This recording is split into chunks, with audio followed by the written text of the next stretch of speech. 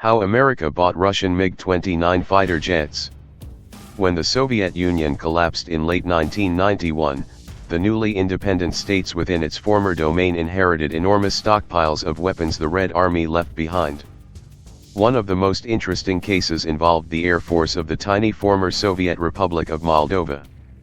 The new republic's inventory consisted of 34 MiG-29 Fulcrums, 8 Mi-8 HIP helicopters and a handful of transport aircraft, a sizable force for such a small state. To put Moldova's size into perspective, the country's population is smaller than the metro area of Portland, Oregon. Moldova couldn't afford to maintain the fleet and, to make matters worse, was in a deep recession. Meanwhile, the United States feared Moldova would sell the MiG-29s to Iran, which could use them to bolster its own fleet of Fulcrums. Washington was also wary that Moldova might pass the technology to Iran's rivals, since the fleet included 14 MiG-29C variants configured to deliver nuclear weapons. So in 1997, the United States deployed its most powerful tool to get the MiG-29S for itself. That tool was money. Washington bought 21 of the MiG-29S, including 14 C models, 1 B model and 6 A models, and flew them in pieces on C-17 transport planes to Dayton, Ohio. Not only was purchasing the jets a good way of ensuring they did not end up in Tehran's hands, it gave Washington an opportunity to inspect one of the most sophisticated Soviet jets ever built.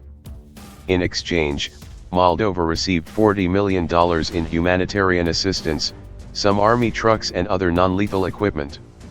Moldova sold the rest of its air force to Eritrea and Yemen. The newly American MiG-29S would largely disappear into a maze of testing squadrons, intelligence centers, and U.S. Air Force exploitation facilities, according to Air and Space magazine.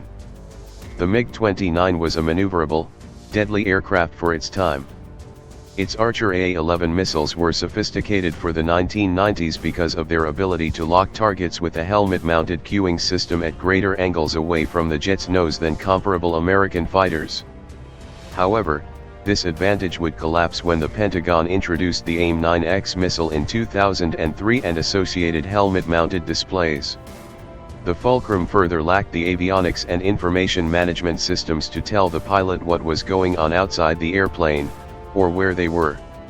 A pilot literally had to look at paper maps to figure out their location. In general, the MiG-29 is a fine airplane engineering-wise, but increasingly obsolete for aerial warfare in the 21st century without upgrades. Incidentally, 1997 was the same year that another country outside the former Soviet bloc obtained MiG-29s. That country was Israel, which loaned 3 single-seat Fulcrums for a couple of weeks from an undisclosed Eastern European country. Given that the MiG-29 was the most advanced jet fighter Russia ever gave to its Arab clients Iraq and later Syria, the Israelis doubtlessly welcomed an opportunity to test and evaluate it themselves. Israeli pilots who tested out the aircraft were quite impressed. While different from the standard American-made jets they were accustomed to, they reported that the MiG-29 was easy to fly. Its computers for enabling landing if the pilot experienced difficulty were quite noteworthy.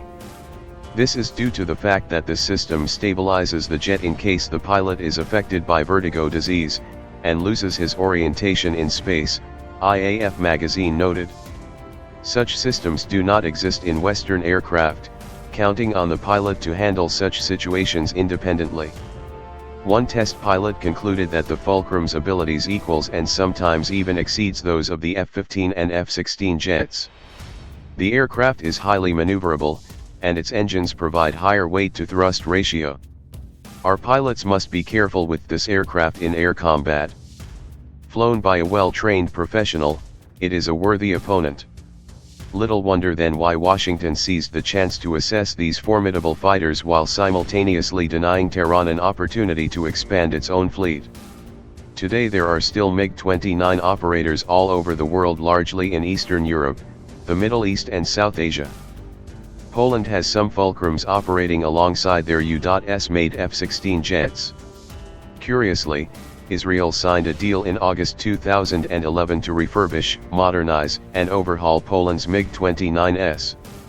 The source of Israel's own Fulcrum lease is still unknown. One test pilot concluded that the Fulcrum's abilities equals and sometimes even exceeds those of the F-15 and F-16 jets. The aircraft is highly maneuverable, and its engines provide higher weight-to-thrust ratio. Our pilots must be careful with this aircraft in air combat. Flown by a well-trained professional, it is a worthy opponent.